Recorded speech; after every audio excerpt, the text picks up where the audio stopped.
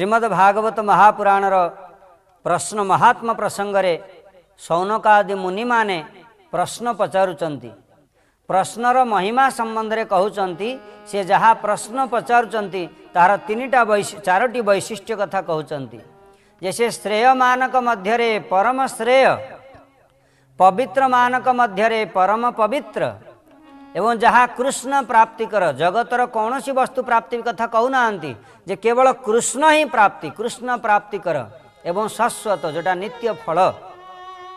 तेबे ये चारोटी वैशिष्ट्य संपन्न जो प्रश्न तार कौन से चारोटी वैशिष्ट्य संपन्न प्रश्न कौन से संबंध आसन विचार करवा। कहते श्रेय कौन आमे गत अध्याय आलोचना करुले। श्रेय होचंती जे शास्त्र नीति की अवलंबन कले जो ध्रुवजी प्रकट हेबे, सत्य प्रकट हेबे, भगवान प्रकट हेबे, भक्ति प्रकट हेबे, से भक्ति होची श्रेय। आपण देखंतु श्रेय कहा कुआ जाए। श्रेय अर्थ होची श्रेष्ठ, निजर थिबा पोजिशन ठारू, निजर पदवी ठारू जोटा ऊपर वस्तु सेटा होची श्रेय, श्रेष्ठ। किंतु कहउचंदी श्रेय श्रेष्ठ मानक मध्यरे श्रेष्ठ। आमे माने समस्ते एई मर्त्य जगतर, भौतिक जगतर गोटिए ब्रह्मांडर 14 लोक मध्यरु गोटिए लोक जा मध्यवर्ती स्थल भूलोकरे अच्छे। विचार करंतु गोटिए ब्रह्मांड होची, गोटिए ब्रह्मांड रे 14टा लोक अच्छी। 7टा लोक उपरकू, 7टा लोक तलुकू, भू भुव स्वह मह जन तप सत्य, सुत अतल तलातल महातल रसातल पाताल। ये 7 लोक तलुकू, 7 लोक उपरकू, एवं मझी अवस्था जो लोक अच्छी ताकू कहे भूलोक बा पृथ्वी लोक। श्रेय माने यही जगत रे पृथ्वी लोक रे जो माने सब मनुष्य शरीर जो मानक मिली से माने साधन करी सेमानकर श्रेष्ठ वस्तु को पाइबार एठी अवसर अच्छी। एवं जदि श्रेष्ठ वस्तु न पाई अनीति कार्य करती, तामसिक वृत्ति रे किछि पाप कार्य करती, ताहाले नीचे गच्छन्ति तामसाहा, तलुकु तलुकु जीवे तामसिक वृत्ति माने नरक लोक, राक्षस लोक को पाताल लोक को प्राप्ति हेबे। किंतु जदि उच्चतम क्रिया करती, साधन करती, ताहाले से माने ऊपर लोक को जीवे।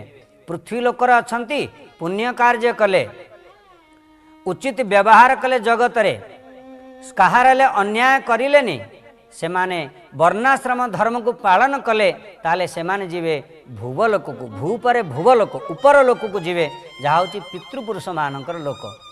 एवं जो माने पुण्य साधन कले, दुखी दरिद्र को दान कले, कहा को कपड़ा बांटिले, कहा को किए रोगीग्रस्त होती ताकू आरोग्यता प्रदान कले, मेडिकल खोलिले, किछि अन्नदान सेंटर खोलिले, ताहाले सेमानकर जीवन काल भितर एते पुण्य रोजगार हो जाए जे सेमाने मरिवा परे तांकरे जो जीवात्मा स्वर लोक माने स्वर्ग लोक को दिव्य शरीर देवता शरीर प्राप्त हब। एई भली भाबरे उन्नत उन्नत साधन कले ताहाले मध्य उन्नत उन्नत लोक प्राप्ति हब। जेमती महलोक, जनलोक, तपलोक, सत्यलोक। सत्यलोक रे रहंती ब्रह्मा। एई जगत रे, एई ब्रह्मांड भितर ए भौतिक जगत रे प्राइम मिनिस्टर हेबाटा बहुत बड़ कथा नुह। बहुत बड़ जिनस होची जे सबुठारु सार्वभौम सम्राट जीए अधिपति प्रजापति होचंदी ब्रह्मा। एई जगत रे ब्रह्मा पदवीटा होची सबुठु श्रेष्ठ वस्तु, श्रेष्ठ पदवी। तेणु कहउचंदी वर्णाश्रम धर्म जो माने 100 वर्ष ठीक ठीक भाव में पालन करिवे सेमानकु ब्रह्मा पदवी मध्य मिली जाए। किंतु कहउचंदी सेटा तो होची श्रेय। हे सुत महर्षि, आमको आपण कहंतु जे श्रेय मानक भितर श्रेय ता माने एई ब्रह्मांड छाड़ी आउ गोटे ब्रह्मांड अच्छी, आउ गोटे लोक अच्छी जहाँ को कहा जाए चित लोक, जहाँ को कहा जाए आध्यात्मिक लोक, जहाँ को कहा जाए वैकुंठ। कहले आमको सेई लोकर कथा कहंतु। आउ सेई लोकरे मध्य श्रेयर विभागीकरण अच्छी। गोटे विभागीकरण अच्छी ब्रह्मांडर ऊपर लोक को जो माने जानती, जो माने ज्ञानी माने कहंती आमे भगवान को ज्योतिरे लीन हो जीवु, से ज्योतिरे लीनटा होची ब्रह्म साजुज्य गति, ताहा गोटे श्रेय। ये जगतर ब्रह्मा पदवी ठारू मध्य सेई श्रेयटा आउ टिके उच्च स्थिति। ता परवर्ती उच्च स्थिति होची वैकुंठ लोक। वैकुंठ रे आउ चारि प्रकार मुक्ति मिले, सृष्टि, सारूप्य, सालोक्य, सामीप्य। सृष्टि माने भगवानकर समान ऐश्वर्य प्राप्ति, सामीप्य माने भगवानकर पाखरे रहिबा, सावित्र मानक मध्यरे पवित्र। एई जगत रे जेते पवित्र वस्तु अछि से पवित्रता मध्यरे कलमश किछि ना किछि मात्रा रे अछि। काहाकू अमल कुहा जीवनी, किंतु जो श्रीमद् भागवत महापुराण प्रतिपाद्य विषय शुद्ध भक्ति, आउ से शुद्ध भक्ति संबंध रे कहउचंती जे जाउची परम पवित्र। जो भक्ति रे अन्य वासना वा अन्य कामना न थाए, जो भक्ति रे कर्मर एवं ज्ञानर आवृत न थाए, एवं जो भक्ति रे आनुकूल्य में कृष्णंकर सुख वासना केवल थाए, सेई भक्ति होची उत्तमा भक्ति। रूप गोस्वामी पाद कहउचंती अन्याभिलाषिता शून्यम ज्ञान कर्म ध्यानामृतं आनुकूल्येन कृष्णानो शीलनं भक्तिरुत्तमा। कहते उत्तम भक्ति जहाँ होची पवित्र मानक भितरे पवित्र। जोग, तपस्या, ज्ञान आदि समस्त साधन रे किछि ना किछि कलमश अछि, किंतु शास्त्र मानक रे कहउचंती जे भक्ति एमिति गोटे पवित्रता वस्तु से भितरे कौनसी प्रकार आउ कलमश ही नहीं, से पवित्र मानक भितर होची पवित्र। तृतीय कहते कृष्ण प्राप्ति कर, भगवान कृष्ण को प्राप्ति करेव जिए से होचन मध्य भक्ति। भक्तिरे बेनं नयति भक्तिरे बेनं दर्शयति भक्तिरे भक्तिवश पुरुषः भक्तिरेव भूयसी। माध्वाचार्य तांको टीकारे कहउचंती श्रीमान माध्वाचार्य कि भक्ति ही एव एनम नयति। भक्ति ही केवल एनम माने भगवंतम भगवान के पाखକୁ नहीं जाए। ज्ञान भगवान के पाखକୁ नहीं जाएनी, कर्म भगवान के पाखକୁ नहीं पारिबनी, जोग भगवान पाखକୁ नहीं पारिबनी, तपस्या भगवान पाखକୁ नहीं पारिबनी।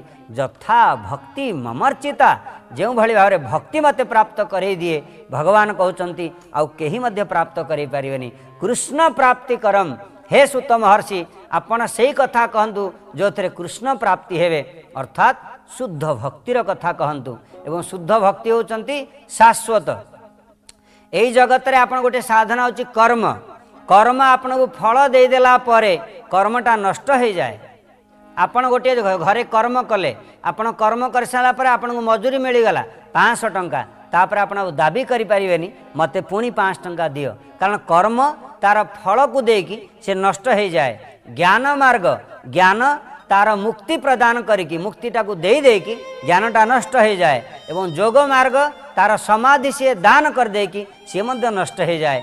किंतु भक्ति भक्त्या संजातया भक्त्या, भक्ति से होची शाश्वत, नित्य, चिरंतन, सदातन, सनातन। सीए साधन अवस्था साधन भक्ति, मध्यवर्ती अवस्था भाव भक्ति एवं अंतिम अवस्था मध्य प्रेमा भक्ति।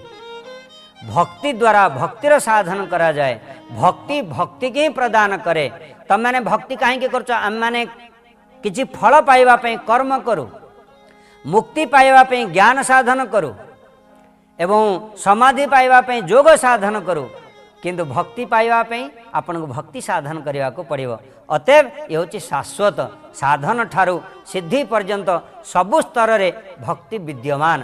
तेणु ये विशेषतः भाव में कहते भागवतर जहाँ प्रतिपाद्य विषय जे शुद्ध भक्ति कथा, जहाँ श्रेय मानक भितर श्रेय अर्थात नित्य गोलोक वृंदावन प्राप्ति, स्पिरिचुअल प्लानेट वैकुंठ लोक प्राप्ति करेवार जो उपाय शुद्ध भक्ति कथा कहंतु। एवं पवित्र मानक भितर पवित्र जो वस्तु से हूँ शुद्ध भक्ति, से कथा कहंतु। एवं शुद्ध भक्ति जो कृष्ण प्राप्ति करे दिए से शुद्ध भक्ति कथा कहंतु। एवं जहाँ चिरंतन अर्थ साधन भाव एवं सिद्धि ये सबु स्थिति रे जो भक्ति विद्यमान से शुद्ध भक्तिर कथा कहंतु। अन्वय व्यतिरेक दुईटी जाक उपाय रे महर्षि पचारुचंती जे आपण केवल शुद्ध भक्ति केमिति आमको मिलिव से कथा कहंतु। ए कलिजुगर प्राणी मानकु शुद्ध भक्ति किपरि मिलिव से कथा आपण कहंतु।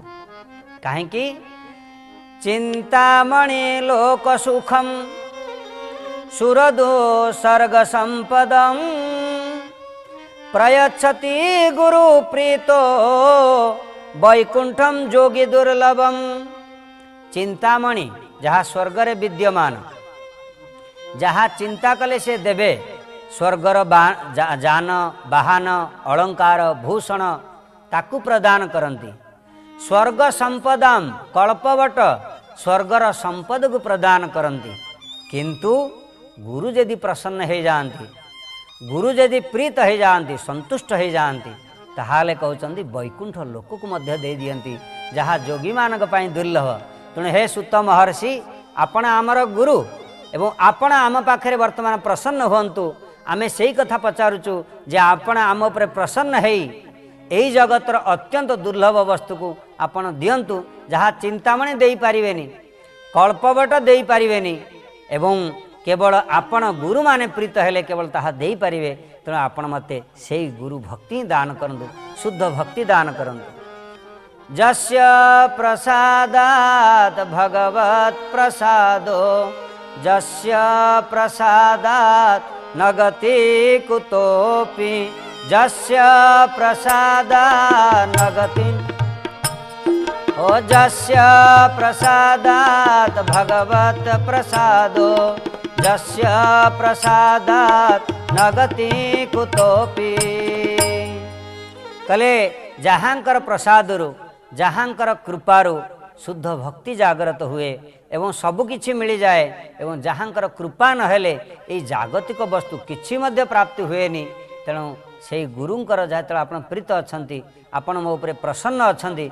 तेणु हे गुरुदेव, आपण को गोटे वस्तु आमे प्रार्थना करूचु जे आपण जेते प्रसन्न अछंती, मते शुद्ध भक्ति आपण प्रदान करंतु। प्रश्नकर्तांकर प्रश्न शुणिले श्री सुत महर्षि प्रश्नर गभीरता, प्रश्नर महत्व बुझिला परे सुत महर्षि बहुत प्रसन्न हेले। आउ एते प्रसन्न हेले जे सुत महर्षि प्रसन्न हेई कहउचंती, बर्तमान तांकर जवाब दउचंती, उत्तर कहउचंती शौनकादि मुनि मानकु। कौन उत्तर दउचंती? काल ब्याल मुख ग्रास त्रास निर्नाश हे तबे श्रीमद्भागवतं शास्त्रो कलौकीरेण भाषितम्। कहते हे शौनकादि मुनि माने, तमे जेते प्रश्न पचारिल से समस्त प्रश्नर गोटे होची उत्तर जे ए कली जुगरे सूर्य समान प्रतिभात जे होचंती श्रीमद् भागवत ग्रंथ ताकू तम माने श्रवण कर। इह घोरे कलौ प्राय ए कलिजुगर जीव माने, ए कलिजुगर प्राणी माने जो मानक पाखरे सर्प जो मानकु ग्रास करिछि, सर्प जो मानकु मुखरे ग्रास करि नेछि काल सर्प। आम माने समस्ते कालर पाटी भितरे ग्रसित, माने मृत्युर पाटी भितरे। समस्ते कहते मृत्यु गोटे दिन आसे ना, मृत्यु भितर आमे समस्ते विद्यमान। आपण बंचिवे 70 वर्ष बंचिवे, आपण को वर्तमान 30 वर्ष है, ता माने आमर मरिबाटा अलरेडी जतले जन्म हेबा ठारू मृत्युटा आरंभ हो जाए। जन्म हुए माने मृत्यु जन्म हुए। आमे जेतिकी जेतिकी बढ़ी बढ़ी चालू, मृत्यु आम पछरे सेतिकी सेतिकी आमको ग्रास करी करी चाले। अतएव आमको मृत्यु ग्रास करिछि। आमे समस्ते मर्त्यर प्राणी, मृत्यु अलरेडी के आमको ग्रास करिछि। आउ मृत्यु ग्रास करिथिबा लोक मानकु रक्षा करिबा पई केवल सूर्य किरण सदृश सूर्य समान भागवत ये कलिजुगरे उदय होइचंती, जहाँ प्राणी मानकु दैव गुण प्रदान करिवो। एवं से दैव गुण प्रदान पई अमीय भागवत कथा अवश्य श्रवणीय।